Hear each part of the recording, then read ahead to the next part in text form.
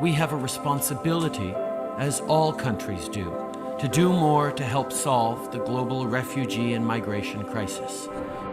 Now is the time to develop new approaches to this challenge so that we can better help those who have left their homes behind in search of safety and opportunity.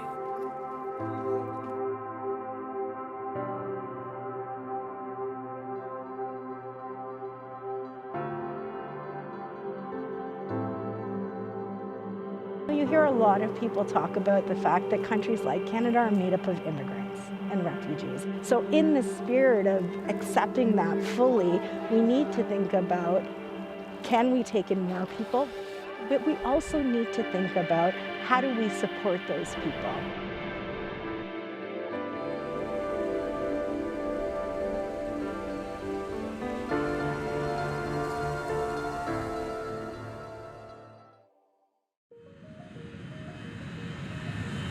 From the airport, I took a taxi. I said, please bring us to a refugee shelter. So he brought us to a few places. I told him there's no space. He said, okay, I know of another one. But that shelter told us, wait, let me make a few phone calls. So they started making phone calls all around town, in downtown. None of the shelter even have a bed for us. So now it's almost 11, so they even give us dinner to eat. My kids were even sleeping. And then they say, okay, there's a shelter called Blue Door, but it's not in town. It's like 1.5 hours from here.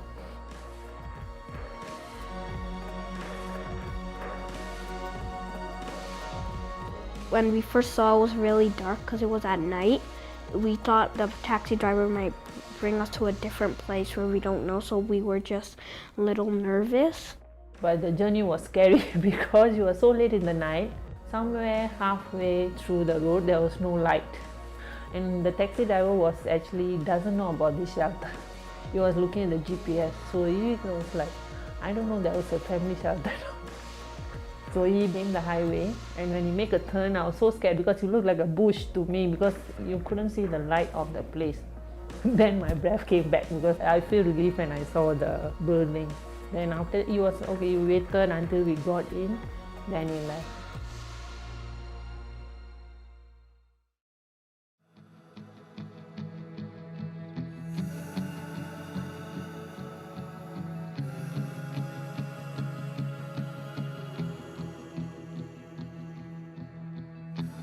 I think when you leave your country, you're leaving your family, your previous life, you're leaving everything that you've literally known.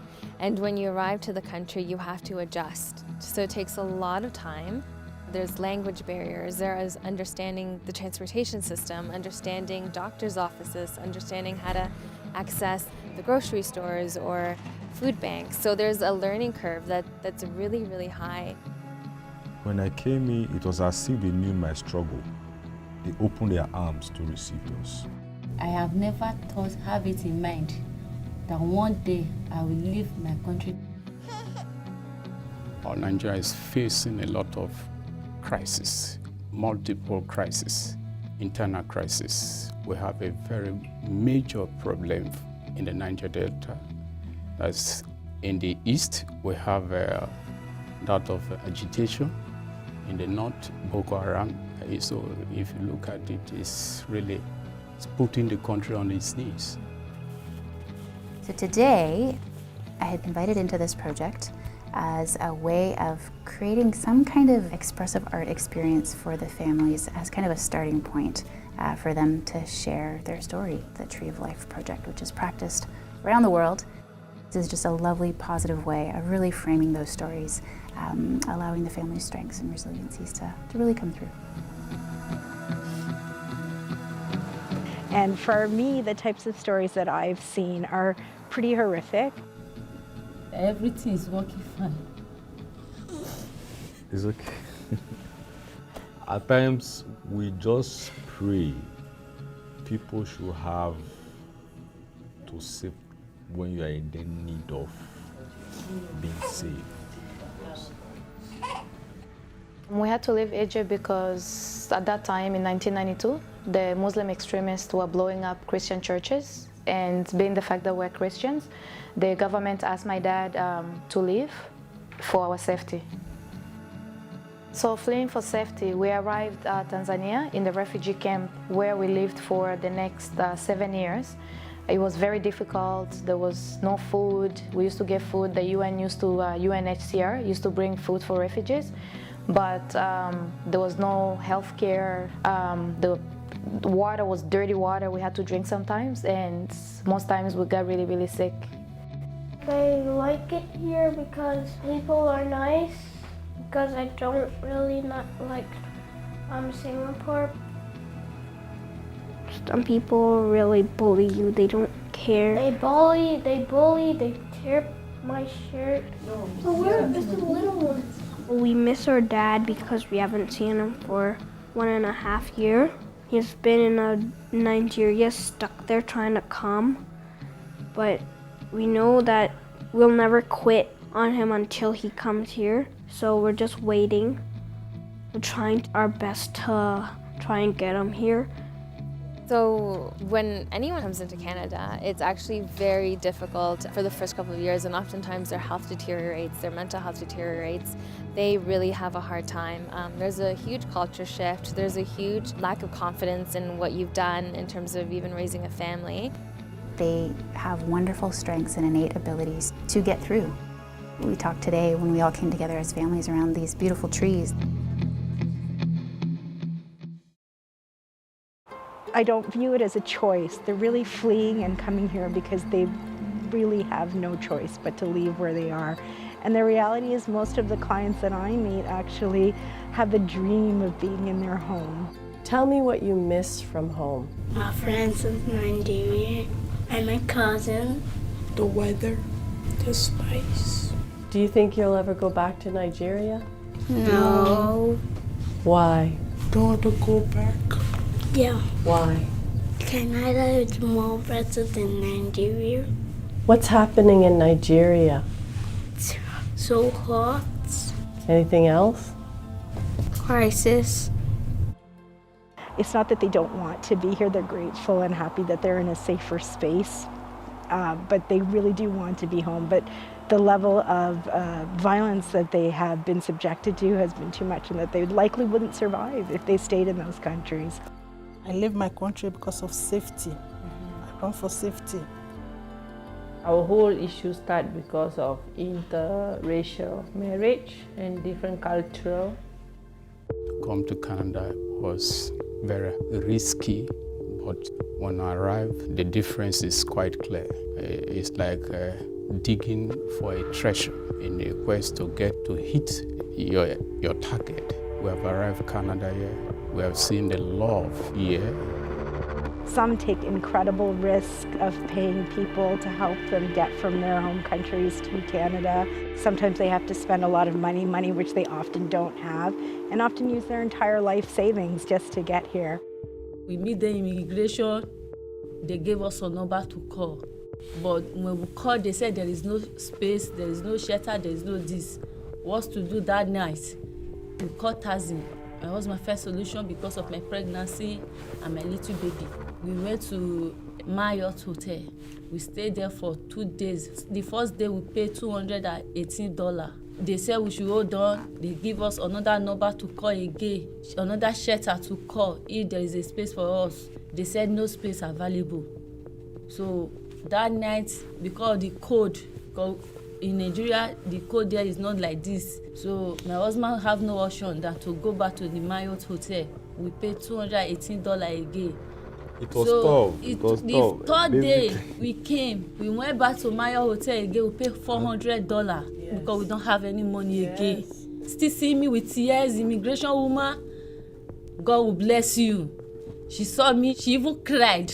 Then she started calling. An immigration officer did all this for you? Yes. She was wonderful. She helped us to carry our bag. She carried my daughter on her shoulder. She take us to Tazi. She direct us to New Market, Rerooted. So I came from Singapore, which I was born into a Hindu family. I met my husband in 2007. He came as a tourist. So when I told them I want to get married, their first question was he a Hindu? I say, no, he's not. Then they say, oh, is he a Chinese? I say, no. So when I told them he's an African, they just totally freak out. They were so angry, they were so mad. In 1999, the government of Canada sponsored us to come to Canada. So we landed in St. John's, Newfoundland.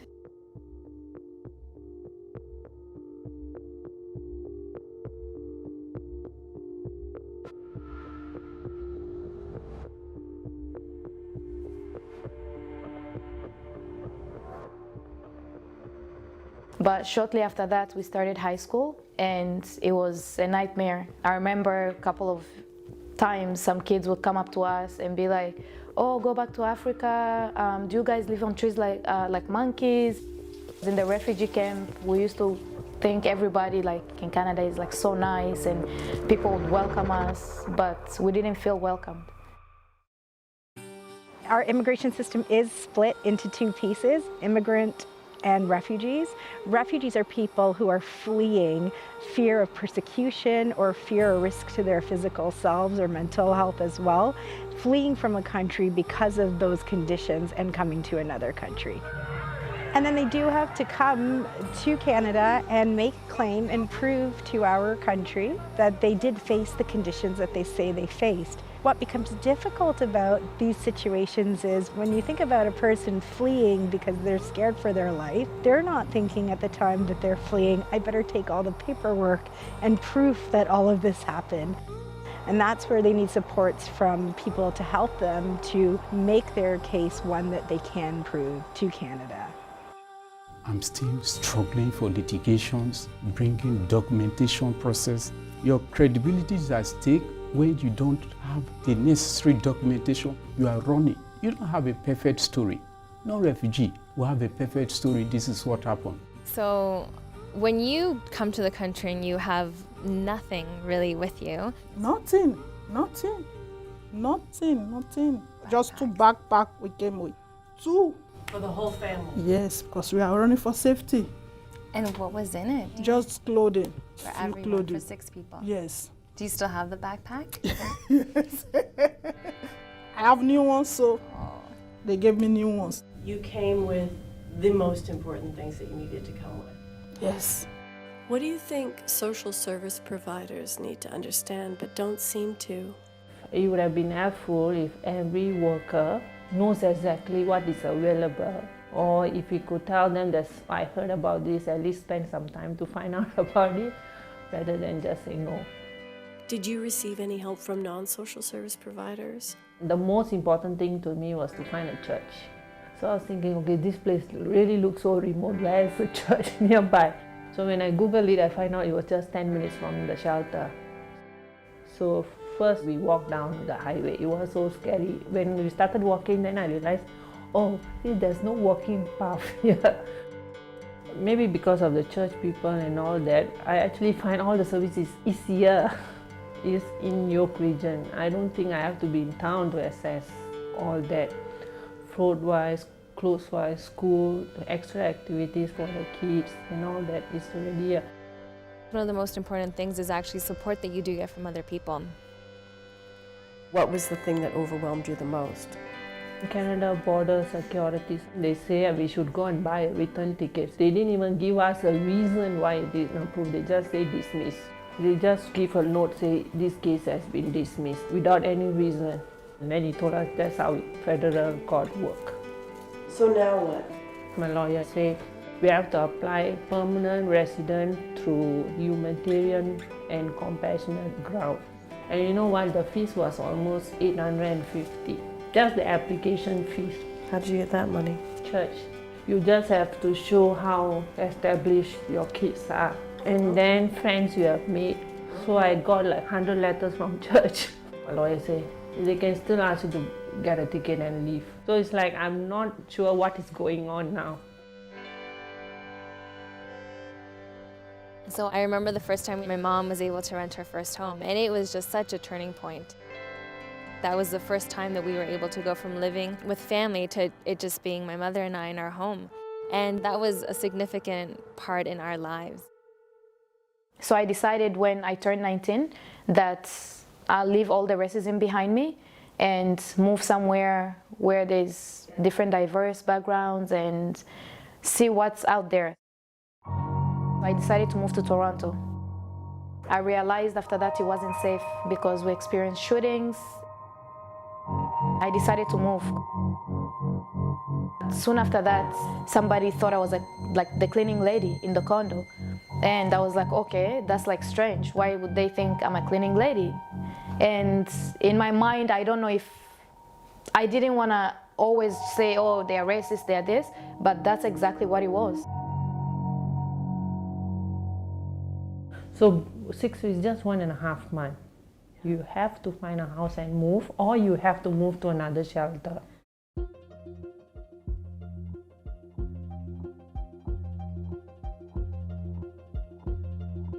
So housing in general is very, very difficult to find. And so oftentimes people who are new to the country, they have limited access to finding apartments or basement apartments or wherever it is that they're looking for. And so oftentimes it is a whole family in a smaller unit.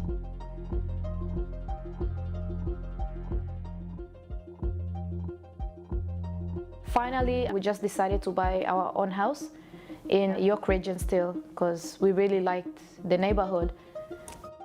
I haven't experienced any racism because I just go to work, I come back home.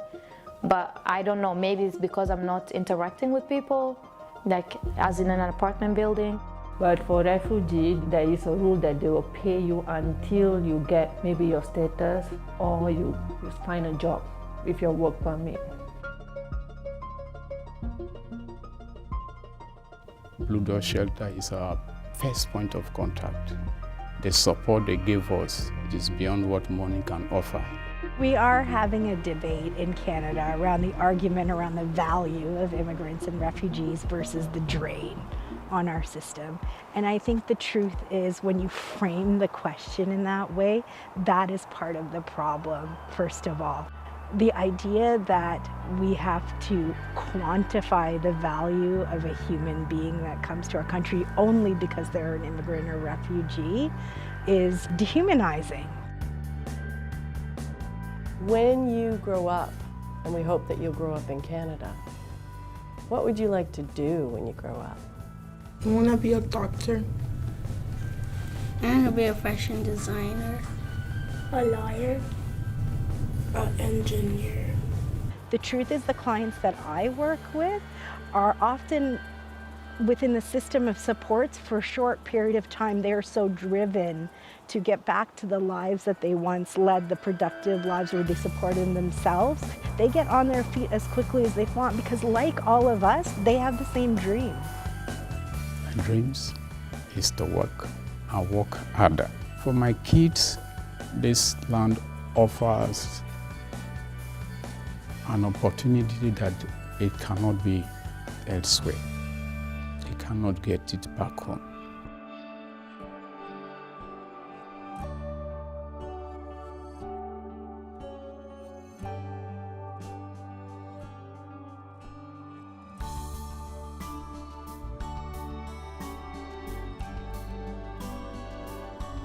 They have given us so much that we are looking for ways, even though it's small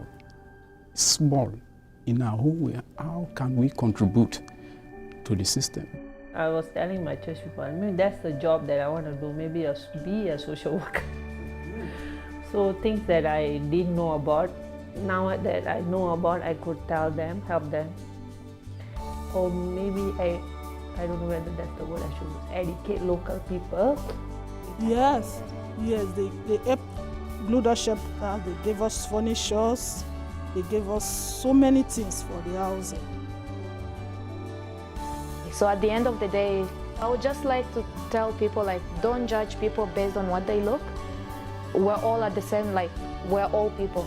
It doesn't matter if you're white, black, Indian, Chinese. We're all the same. We're all people and we all come from different backgrounds and we all have different lives and we should all live together and just be happy and support one another because you never know where life takes you. So I think oftentimes for people to really succeed in a new country, it really does involve a whole community supporting them. We went to Holland Landing Public School. I just felt nervous, but everyone was really nice to me. They helped me with all my work, and I found out that Canada's a really nice place to live. And now also even in school, so if you have any children who have classmates who are from other parts of the world, like just making sure that it is challenging for them and to make sure that they're being included. Everyone has their story of the people that have helped them. And so to all the people that even got me to where I am today, I am eternally grateful. And so there's always a sense of giving back, so oftentimes I try to make sure that I'm an advocate for refugees. So I will say that we cannot thank them enough. They have done something extraordinary. I don't really know how to even describe it, but I just say it's heaven on earth for me. I think it's a privilege, actually, that I get to work in what we call social justice law, which is to use the power that I have as a lawyer to advocate for people who don't necessarily have that same privilege or ability to speak as loudly as I can. We have a lot more similarities than we do have differences. And once you give a person just the opportunity to get to know them a little more, you'll start realizing how truly connected we all can be.